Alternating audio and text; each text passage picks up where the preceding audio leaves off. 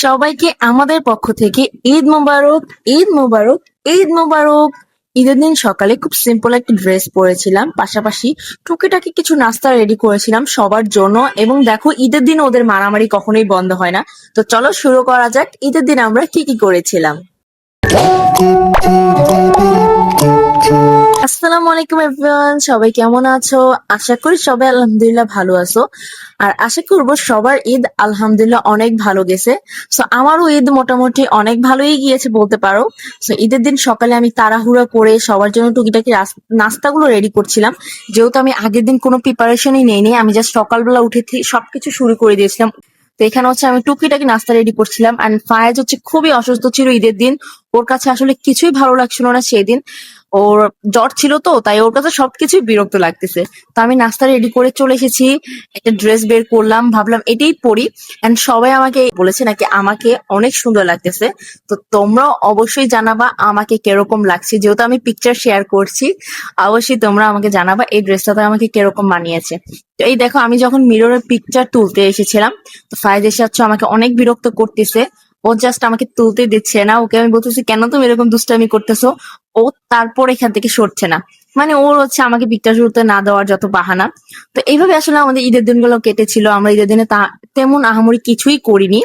And এবার আমি just 6টা বা 5টার মতো আইটেম বানিয়েছিলাম। যেহেতু আমার আসলে কোনো কিছু বানানোর মন মানসিকতা ছিল না, আমি আসলে ভাবি নাই। কিন্তু পরে ভাবলাম যেহেতু আমার বাড়িতে আমার বোনরা ছোট ছোট আছে আর আমার ভাগ্নির আছে, তো ওদেরকে হচ্ছে আমি ঈদের দিন কি দিব, বা ওরা হচ্ছে অলওয়েজ আশা করে যে আমি আসলে ঈদের জন্য ওদের ওদের জন্য নতুন নতুন অনেক কিছু বানাবো।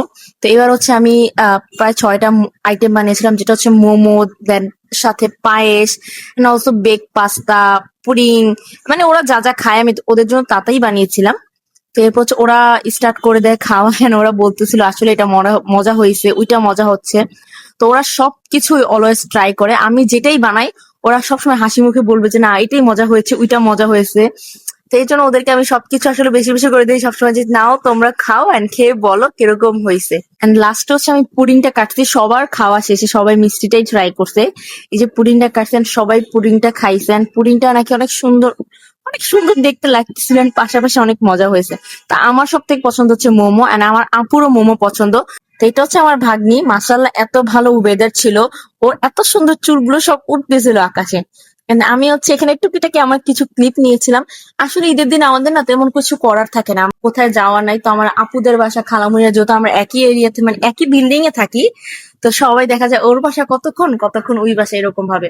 তো এখানে হচ্ছে আমার আম্মু ঈদের দিন লাল চালের খিচুড়ি রান্না করতেছিল, আর পাশাপাশি গরুর মাংস, যেটা মাস্ট বি থাকবে এখন প্রতিটা ঘরে।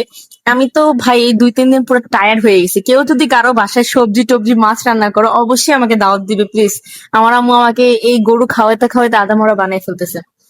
তা এরপর হচ্ছে বানানো, রান্না শেষের সাথে সাথে আম্মু আমাকে মানে একটা বাটি দিয়ে গেছে, হাতে ধরায় দিয়েছে যে তুমি খাও, খেয়ে দেখো কিরকম। তা আমি এটা খাচ্ছিলাম, এর মধ্যে ফাহমিদা আমার জন্য হচ্ছে ভুনা খিচুড়ি নিয়ে আসছে। আর আপুর এই হাতের ভুনা খিচুড়িটা মাশাল্লাহ মাশাল্লাহ অনেক মজা, আমাদের অনেক পছন্দ। তো এখানে হচ্ছে আমি ফাহমিদার সাথে দুষ্টামি করতেছিলাম, আম্মু আমাকে এত বড় একটা হাড্ডির পিস দিছে বলে ওর আসলে একদমই ভালো লাগতেছিল না। তো এটা নিয়ে আসলে আমি অনেক দুষ্টামি করতেছিলাম ওর সাথে। এন্ড ও তো এখানে দাঁড়ায় ছিল, এন্ড ও হাসতেছিল। তো বিকালবেলা আমাদের সবাই মিলে প্ল্যান করে যে আমরা ছাদে যাব। ঢাকা শহর আসলে ঘোরার জন্য কোথায় আসলে আমি জানি না যায় কিনা কেউ। তো আমরা হচ্ছে ঈদের দিন চিনি একটা মাত্র জায়গা যেখানে আসলে আমরা ঘুরতে যাই। তো এখানে হচ্ছে ওরা দুইটা যে কি মারামারি করতেছিল, ওরা একটু পর পরে মারামারি করতেছিল, আর আমি ছবি তুলতেছি দেখে ফায়াজ আয়নার সামনে এসে দাঁড়িয়ে থাকে দেখো। তো এরপরে আমি ছাদে চলে যাই, না আমি সাথে করে স্ট্যান্ড গুলো নিয়ে যাই, ওরা বলতেছে ওরা নাকি পিকচার তুলবে। তো ছাদে আসার পরে আমি নিজে নিজে নিজের একটা ভিডিও নেই, যে এই জুতোগুলো আসলে আমি এর আগে কখনোই পরি নাই। এরপর হচ্ছে আমরা 3জন, দেখো আমরা 3 ভাই বোন। তো আমরা 3 ভাই বোন কিছু ছবি নেই, তারপর আমি নিজেরও কিছু ভিডিও করি। আমি অনেকদিন ধরে ভয়েস ওভার করি না, তাই আমি ভুলে যাই কিভাবে কি বলতে হয়। তোমরা জাস্ট অ্যাডজাস্ট করে নিও প্লিজ গাইস। তো এরপরে আসলে পুরো বোরিং হয়ে গেছি। আমরা ছাদে আসার আগে দেখেছিলাম প্রচুর রোদ, কিন্তু যখন আমরা ছাদে আসি সেখানে এসে দেখি একদম অন্ধকার হয়ে যাওয়ার মতো অবস্থা হয়ে গেছে। আর এর মাঝে আমি ঠাস করে পিছলা খায় পড়ে যাই, আর তখনই আমার জুতাটা ছিঁড়ে যায়। আমি এত আফসোস করতেছিলাম যে কি আমি নতুন জুতা নিয়ে আসছি, আর সাথে সাথে যদি জুতাটা ছিঁড়ে যায় তাহলে এর থেকে কষ্ট আর কি হতে পারে বলো। তারপর ওরা আবার কি যেন একটা ছবি তুলতেছিল এরকম জুতা দিয়ে, আমি জানি না এটা কি ছবি ছিল, এটা ওরাই বলবে ওরা কি ছবি তুলতেছিল। তো এইগুলো নিয়ে আমি অনেকক্ষণ দুষ্টামি করি ওদের সাথে। তো রাতের বেলা আমার মামাতো বোন আসে তারাবাতি নিয়ে, আমাদের সাথে তারাবাতি ফুটাবে। ওরা যেহেতু ওদের দাদু বাড়ি ছিল, তো নানু বাড়ি থেকে ওরা চলে আসে, এন্ড আজকে আসার পর বলতেছে ও ফুপির বাসা যাবে। তো আসার পর হচ্ছে আমরা সবাই মিলে ছবি তুললাম অনেকক্ষণ, তারপর তারাবাতি ফুটালাম। আর এটা সকালবেলার ক্লিপ দেখো, আম্মু আমাকে সকালবেলা উঠতে বসতে এখন গরুই খাওয়াতেছে, বলতেছে তুমি এতদিন খাওয়ার জন্য পাগল বানাইছো, এখন তুমি ইচ্ছা মতো খাও। তো সকালবেলা আমাকে গরুর তেল দিয়ে পরোটা বানিয়ে দিছিল পাশাপাশি, আর এক বাটি মাংস দিছে। আমি এগুলোর অর্ধেক কেন, অর্ধেকও খেতেই পাইনি বলতে গেলে। তো এখানে দেখো দেখো আমার এরকম ভাবে আমার যত হাড্ডি আমি নেই খাওয়ার জন্য সবগুলো চুরি হয়ে যায়। তো এরপরে হচ্ছে ফাহমিদা আবার এগুলা ভাইজা নিয়ে আসছিল, এখানে চিকেনের পুর ছিল, তো হচ্ছে গ্রিন চাটনি দিয়ে হচ্ছে আমাদেরকে খেতে দিয়েছিল। তারপর আম্মু হচ্ছে আমাকে পায়েস এনে দেয়, যেহেতু আমার পায়েস অনেক ফেভারিট। তো এক বাটি পায়েস এনে দেয়, আমি এগুলো সব খেয়ে শেষ করতে একদমই পারিনি। তো যাই হোক, এটাই ছিল আমাদের ঈদের ব্লগ। একদম সাদামাটা ভিডিও ছিল, আমি আসলে কিছুই করিনি ঈদের দিন। তো সবাই ভালো থাকবে, আল্লাহ হাফেজ।